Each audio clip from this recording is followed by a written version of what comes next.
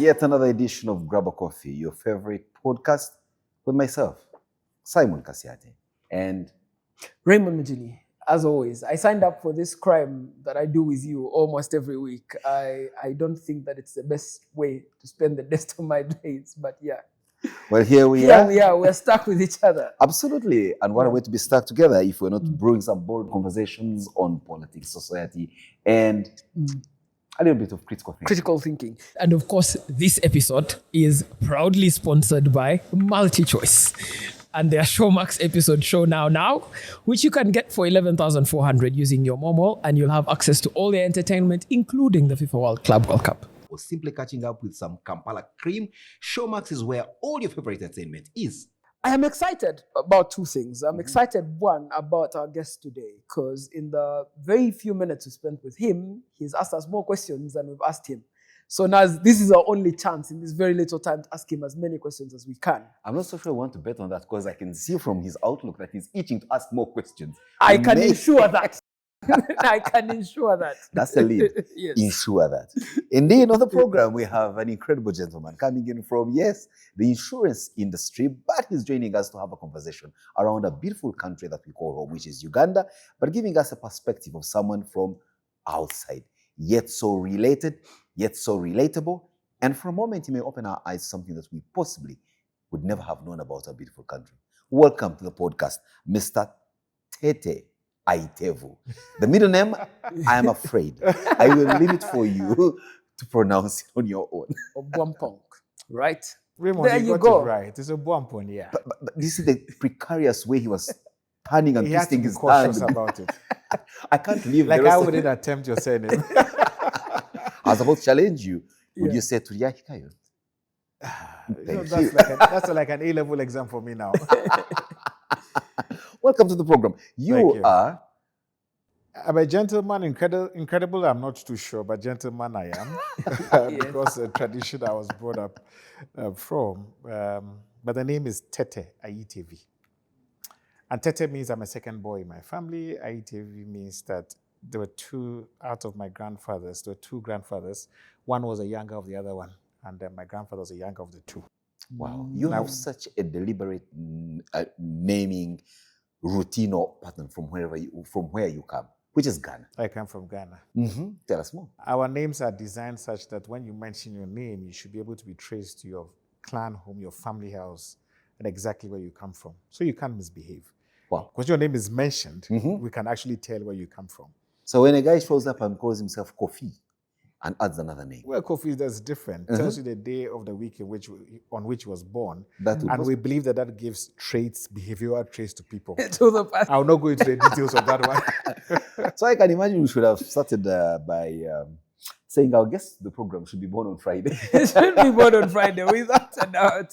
Well, that's a critical thinking line for you guys. Well, Tetteh does a lot of good work. Raymond, you may wish Yes. to introduce Tetteh No, to our listeners, yes. original listeners and viewers. I think with that regard to what he does. the people that watch us would identify with you one thing, which is Prudential, that you lead the team at Prudential. And many people have, I think, policies with Prudential, or many people admire what Prudential does, or they're coming up on the economic ladder and might get into Prudential. Maybe if I could ask you, when you wake up in the morning, is the first thing you think about Prudential, or you have other things you think about, and then those things are encompassed in Prudential?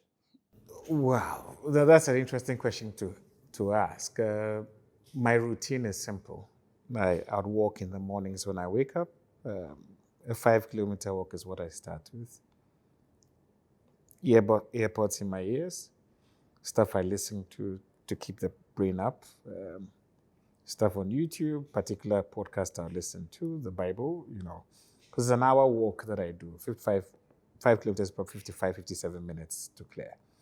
It gives me opportunity to clear my mind and to come back to work. But work consumes me, and I'd confess that. It consumes me to the point that sleep is a problem. Why? I'm consumed with how to utilize the opportunity Uganda presents. Now, I'm going to give you a few pointers. I come from an economy in Ghana then where we've had fewer years in a single-digit inflation in the last 25 years than we've had in double-digit inflation. Yes. We began the century around 47, 49%. Last year, we went up to 49 again. So you can count the years we've been under 10%. In spite of that, GDP growth rate has been 5, 6%. The economy has boomed, has grown. We've gone through difficult times and we're coming back out of it. To sit in Uganda, and I always go back to my first briefing as CEO when I took over and we're going through the economics of the country, and I was told where inflation has gone up 300%, this and that, and the exchange rate has decreased 10%. Okay, so what are the numbers? Inflation is at 12%. I nearly fell off my seat. If 300% gets you to 12%. Yes. And then, currency had not depreciated by more than 10%. We redenominated in 2008 at 1:1 to the dollar. Yep. December last year, we're at 17 to the dollar. Yep. Whoa. That's not 10%. You're a difficult economy to Exactly. follow. So I look at the stability in this economy.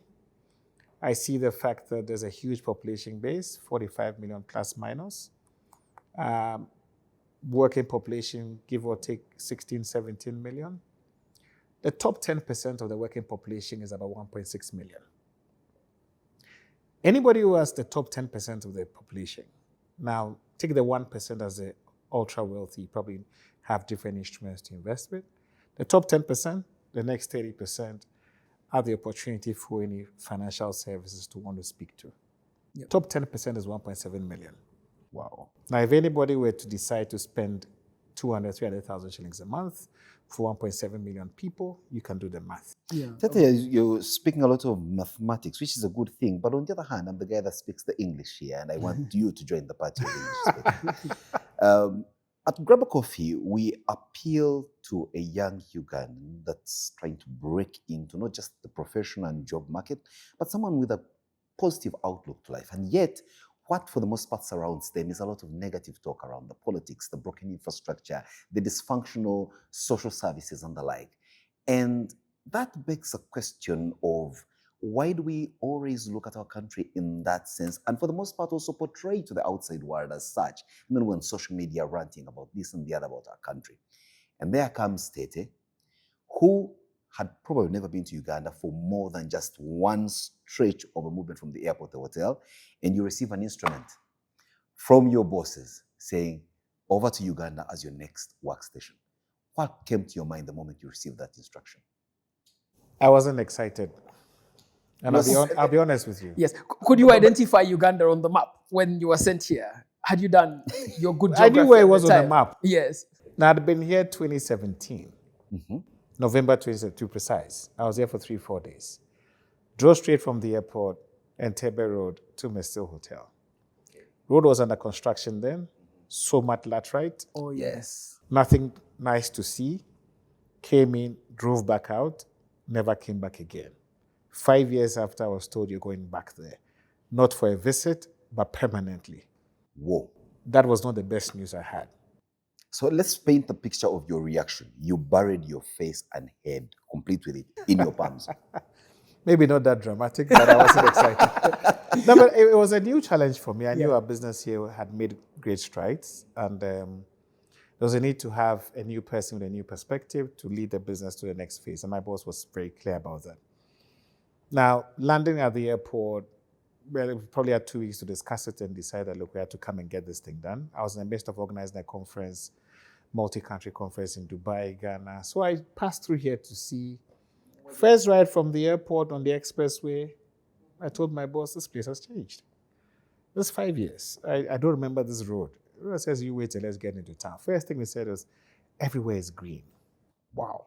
And that's he made that comment. He said, one thing that amazes me about this country is everywhere is green. Beginning of the positives, just wondering, okay, did I have a wrong impression the first time? I was still a bit skeptical. Now, I'll go back to the numbers again. Now, forgive me, I'm a science-trained person, mathematics in sixth form. Without a doubt, I can see. So I would always pivot to the numbers because the numbers don't lie. Now, you look at the top 10% of the working population, I said it's about 1.7, circa 2 million.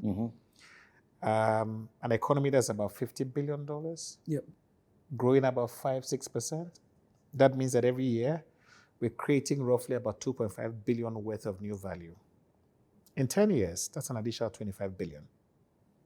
So the rate of growth of this economy, with currency depreciation only 10%, you bring $1 billion here. In 10 years, you probably walk out $900 million plus your profits.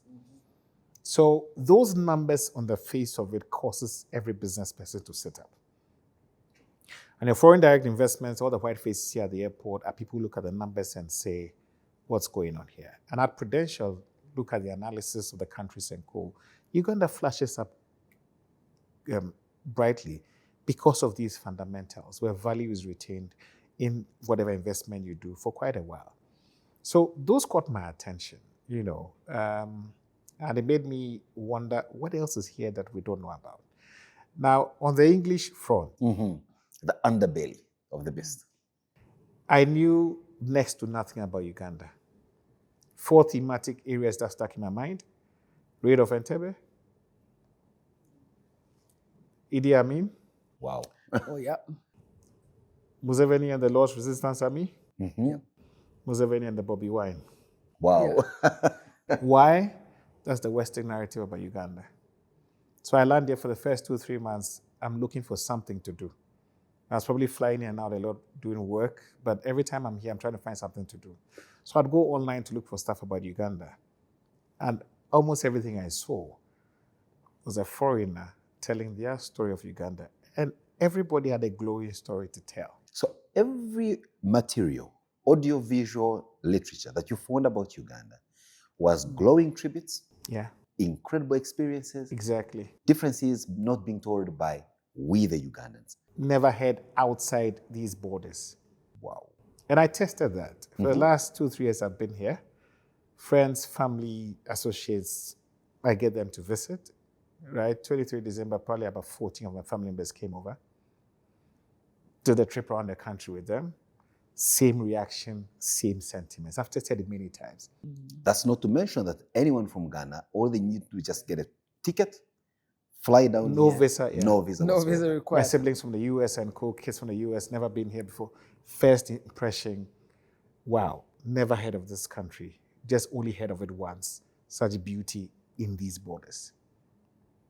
Told them nothing, just allowed them to experience it, to test the hypothesis whether it's true that guys coming from outside know very little about Uganda until they land in the land.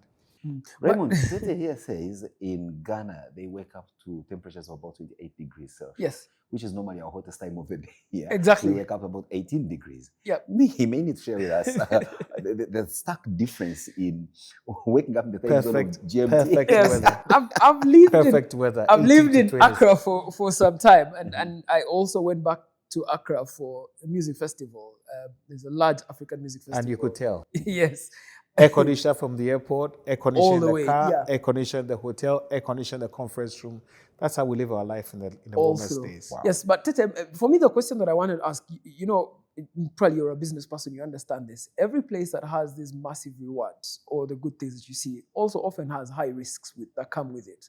So Uganda is a really beautiful country. You can north, east, west, south, everywhere is beautiful.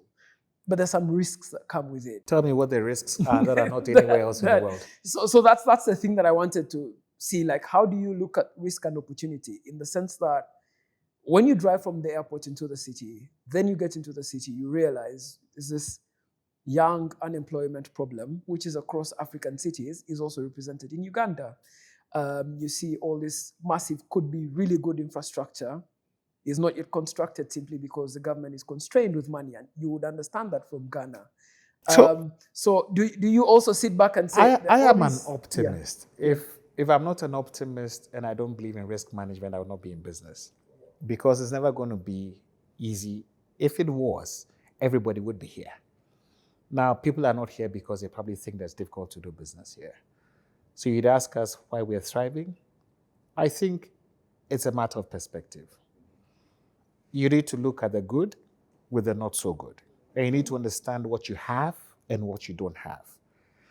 I think the tendency is to look at the country with the lenses of what we don't have. Now, when I mentioned these numbers to you, you looked at me and said, let's move and talk about the English. But these numbers are what we have. This is what has been built. This is what exists. A 5-6% GDP growth rate is there. Fueled by what? dairy, agri, and coal. You haven't started adding the oil. You haven't touched the gold. Those are pluses. And I think it's important to acknowledge what the pluses are. Of course, there are challenges with employment and co, and that's partly because of your demographic structure, right? Uganda is one of the most fertile countries I've ever been to. 7.9 million people born in the last 5 years, 7.6 in the preceding 5 years. In 10 years, Uganda has produced close to 15 million people. That's more than a whole country. That you might see as a problem. Yeah. You might see as a problem, but it's a problem once we solve, we create a consuming market for anything we can do. And there are things that go for you. When I walk into any of the supermarkets, 70-80% of what I see is produced here. In my country, it's probably the reverse. So you retain a lot of foreign exchange. So there are pluses. And I think the key thing is first to understand what we have and to build upon it with what we don't have and how we can. I'm really excited about how you're saying what we have. So I'm happy that you've Ugandanized. You're probably... I'm African. Kwame Nkrumah's son, I believe in Africa. But I also wanted to ask you the most straightforward question. When you look at the insurance industry, at which you're a titan of, and CEO of a titan company for, where do you see the risk? Where do you see the opportunities? And what's the outlook for this industry here? What can it do in terms of national development? Titan, I don't know. Strong growing company. The numbers. Please don't allow your modesty to come between you and Raymond. Well, let me say that the risks are there. You have a young budding population that needs to find work to do. Otherwise, there could be a nuisance, and you need to manage that. I believe the managers of the economy are thinking about that. Once you're attracting foreign direct investment, in the opportunity to invest in businesses and grows the economy. The comfort is you have an economy growing about 5 or 6%, and don't take your eye off that, because that, like I told you, in 10 years, is $25 billion worth of value added to the current $50 billion, $75 billion middle income status. So the trajectory is right. And I always give a lot of credit to how the government has managed this. And depending on who you listen to, you might hear different things. But I would give credit where credit is due. And that's the reason why we have the fundamentals we have. Now the question is, what then do we do with the fundamentals that we have? A strong production base that produces a lot of the things you consume here. We import almost everything, including toothpicks and everything. You guys make a lot of things here that you consume. So back to the point I made, look at the pluses that you have and you build upon it. Now we have a strong growing company, which is fueled largely by a young and dynamic staff. 98% Ugandan. One of the few foreign faces in there. So the quality of the Ugandan human resource cannot be questioned. Gen Zs, creative, it's what you do to channel those energies, develop, train, and point them in the right direction. And like you said, if you change the lenses at which you look at this country, there's no country that doesn't have problems. In 2019 came my defining moment in my life when I took leave, took a break from work for probably a month and walked on the streets of Singapore like a nobody, pair of shorts, backpacks, just walked. Went to the National Design Center, toured places. And I was surprised at where Singapore came from. True. Where they were 67, 70 and co. And the bold steps they took and the discipline to execution for them to be where they are now. Now, if you take your time and understand the Singaporean economy and the society, you can tell the progress they've made through deliberate decision-making and action. And that confirmed to me that you're never, ever going to have a society without problems. It's what you want to do in the midst of those problems to create the value you want to create. So the problems will always be there. Yeah, there is this famous statement that I think was made more famous by former American President Bill Clinton, where he says, yes, the politics is stupid. You don't play in that space. You are playing in this space of optimism and the economy and creating value and creating jobs and making money. But something called politics can spin it around in a way that you possibly would never anticipate. Now, I'm not saying politics is not important. Politics is important, but politics cannot thrive without a developing economy. Now, on to my question. So I'm a realist. You're a realist. You have no control over the politics. Yes. From a guy that sits at the helm of an industry that deals with risk, How do you factor in the risk of doing business in a place like this where the politics can go either way? So I'm an And insurance man.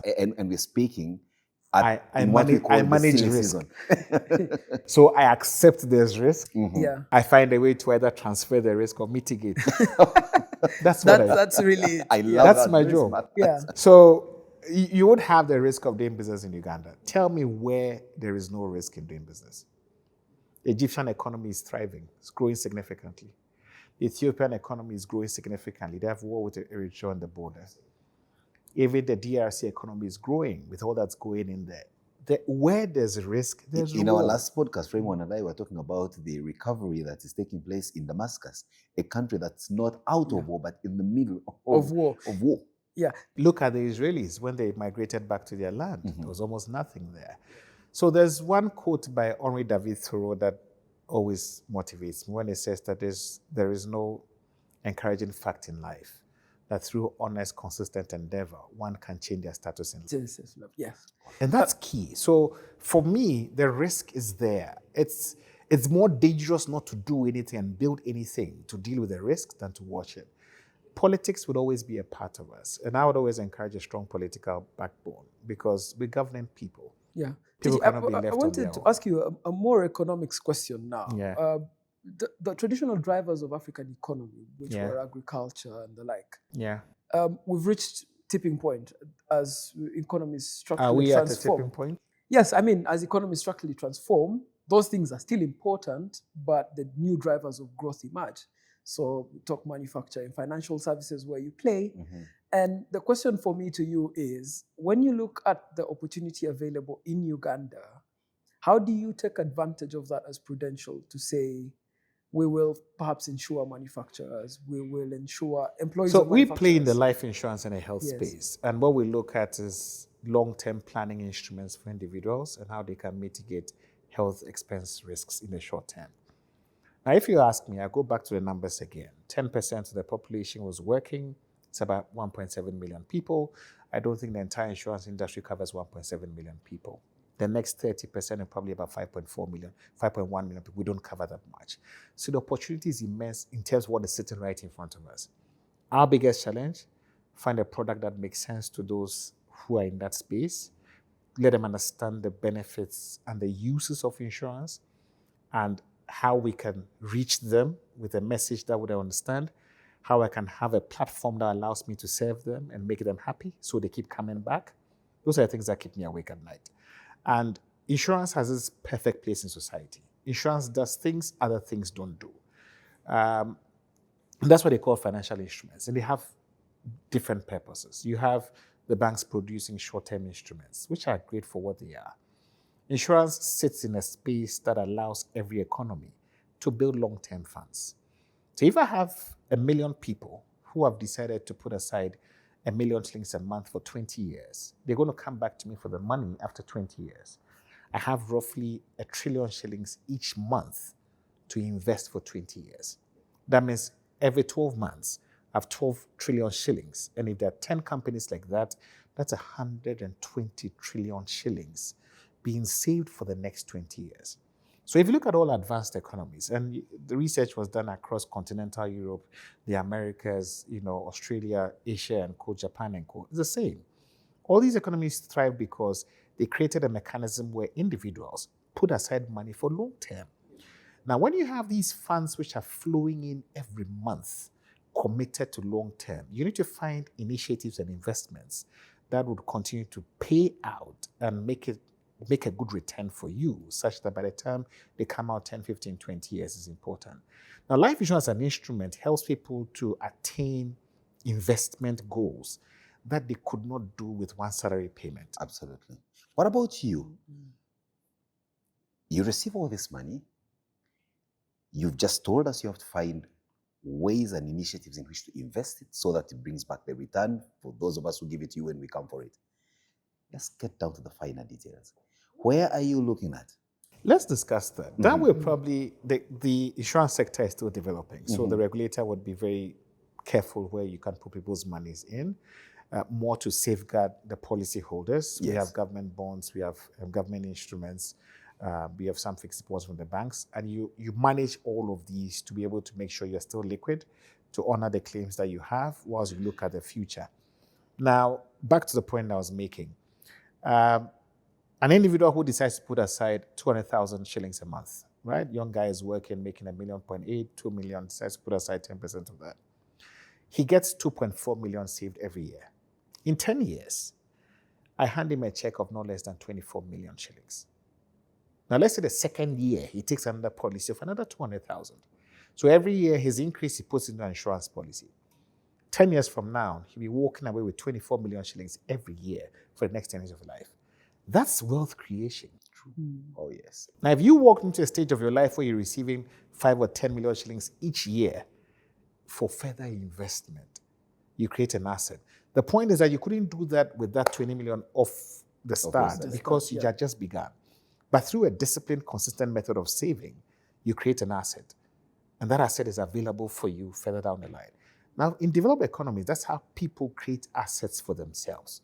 So he buys an endowment policy that pays $100,000 in 10 years. In 10 years, he takes that $100,000 and probably puts it down as a down payment for a mortgage and continues. So those instruments for building wealth are what we are in for. Secondly, whilst you're on that journey, it's possible bad news can occur that wipes the wealth away. So just when you get that 24 million payout, your old man passes away. Okay. And you are the first son. Mm-hmm. So the 24 million would ideally go to pay for the funeral, unless I had a funeral policy for you that pays you out that 24 million and allows you not to touch these funds. Exactly. So those are the risk transfer and mitigation measures we have. And everybody has a need like that. And that's what makes the case for a strong insurance industry. As we get down to conclude and get to know you even more personally, Raymond, it's important for us to know that Prudential is perhaps the oldest insurance company in this country. I have seen a little picture somewhere, and I think we must find it and put it as part of our bio. Oldest in our heritage, but not the oldest in this country. We are one of the youngest in this country with just 10 years in this market. Well, there was an earlier move when you were in here for a policy that I know in for the a fact. 1960s, In the 1930s and all that. Yeah. I don't know why you had left, but of course we can understand the history of our country has had its ups and downs. Thank you very we much. understand why you could only come back now when there's a lot of But the stability. horizon is brighter now.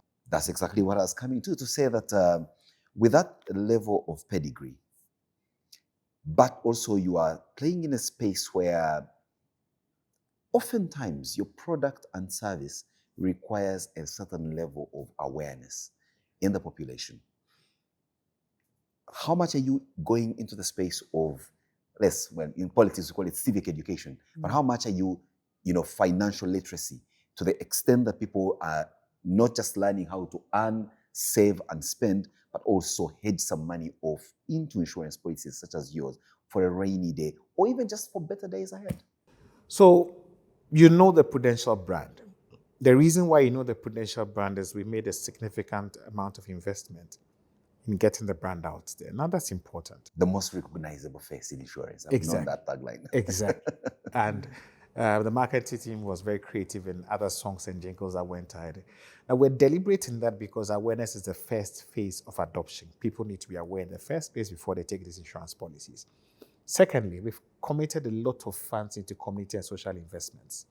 So you have a program we call the Chaching Investment, Chaching Financial Literacy Program, where we invested in training kids in school.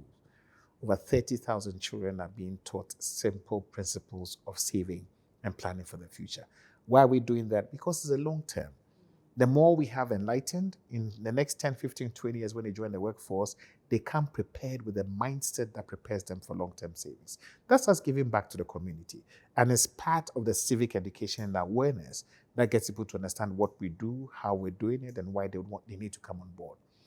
It's an expensive venture, but ultimately pays off in the long term. And there's also the most important thing for us from the get-go is to make sure we honor our claims. And I'm sure you've seen this campaign by our marketing team called The Billion and You, talking about people who have taken claims from us. Why?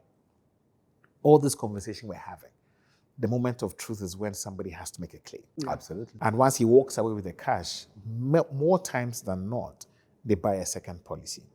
And for most of our clients, This has been the first policy they ever bought, the first introduction into the banking system, because you need to open a bank account. First introduction to financial space. They kept their monies in their shops in one big area. That societal transformation is important. And the more people you get in that space, the more they would want to repeat, the more they buy policies for their children, such that when they mature, there's something they can give to them and say, this is yours, it's 150 million shillings, take that and start life with. Imagine you got 200 million shillings when you began life. Mr. Jonah, you get it. You should have spoken before I sank in my life saying what I do and all these useless. No, but that's the transformation. I'm afraid society. Simon can be saved at this point. I'm beyond redemption. Tetteh, maybe a final question to you, and this is a thought leadership question. When you look at the wildest dreams of what Africa can become, what do you see as the role that insurance will play in the future of Africa's success? I'm an economist by training, right? Savings, investment into the economy is important. People don't save, you can't invest. Like I mentioned earlier, insurance presents one of the single most important tools for long-term savings. Governments, institutions, the society at large needs access to long-term savings, long-term funds, which are not charged at certain rates, and only people can make those funds available. Where the kitty is huge, there are insurance companies which build a huge base. So for us, growth, reason why you see our growth numbers the way they are, is we need to hit a certain critical mass. It's important. Having an insurance company is not enough. There must be a critical mass of people who are in there contributing on a monthly basis. You keep those monies, you save that money for long-term investment in the market. So it's not just insurance, it's societal transformation. You're creating those funds within the economy itself. $50 billion economy is not a small economy. If we're able to retain 10% of that value in a savings, in whatever form, you can imagine what that means. Because that money, instead of going out to look for $5 billion, is in here waiting, being generated every year. It needs to do something in the market. And we're surprised to know that in other entities, either insurance companies or pensions funds, are the ones that fund extremely huge infrastructure projects with funds generated within the economy. And where we are now, the opportunity is rife. We do have, look at the total number of people who have insurance policies, and you look at the top 10% of the society and the next 30%, there's opportunity to expand our services and make sure people enjoy this. And remember, still the same Ugandan market, see how the positives are huge. You talk about the politics, and I agree. We would need to work at those things because we're creating a society for all of us. But the opportunities for wealth creation and multiplication in this current system is great. Look at the banks and the other financial institutions.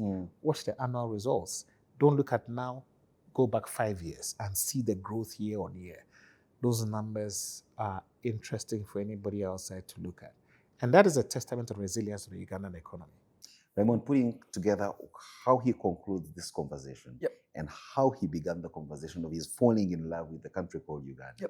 I have absolutely no doubt in my mind that this Him and I are optimists. You, on the other hand, I'm not sure. Well, You've been doubting my optimism on the podcast. Here we are. You made a match. But Isaac, let me tell you, Tetteh here is not about to leave Uganda. And I love that optimism. Maybe the more I hang out with guys like Uganda you. is a beautiful country. And I think that we are very much understated in how we tell the story of Uganda.